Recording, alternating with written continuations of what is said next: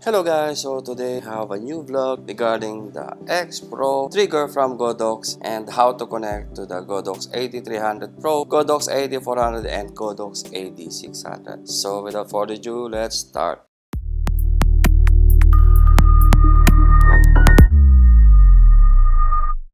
Okay guys, so let's start the vlog. First, you need to set your channel and the group guys. For example, if you have only one light, then we can use only the group A. So I will highlight the group A and B I will make in.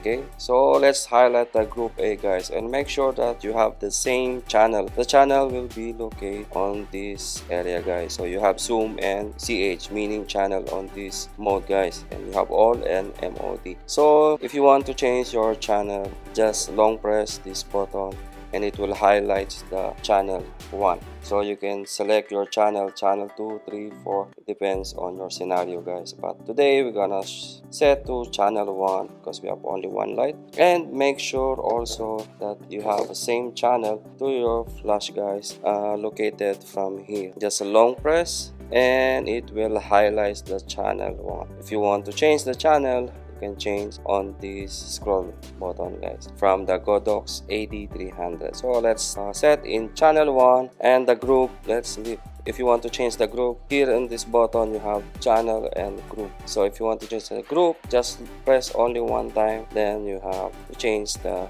group A.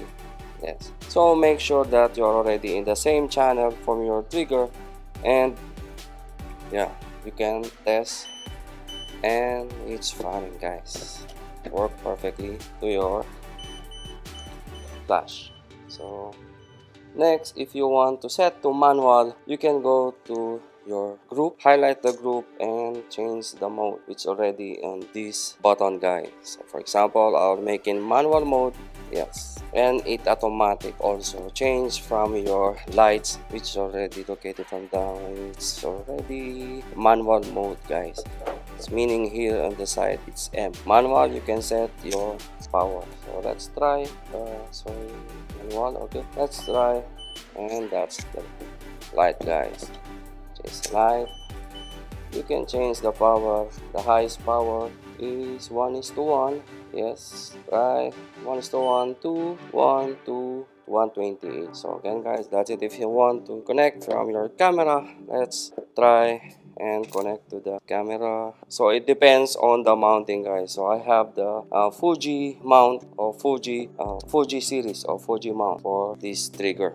So check guys, camera, and let's try to trigger, and it worked perfectly guys. So the same procedure for the Canon and the Sony trigger guys, here for Nikon. So again guys, I think that's all for the tutorial regarding the XPro trigger, how to connect and how to use to your GODOX AD300, 400 and 600. So again guys, any question, suggestion, you can comment down below, and if you have any items or products that you want to vlog or to want to review, just comment down below guys.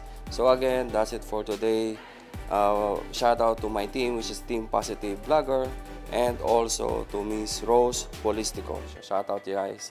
Thank you and mabuhay.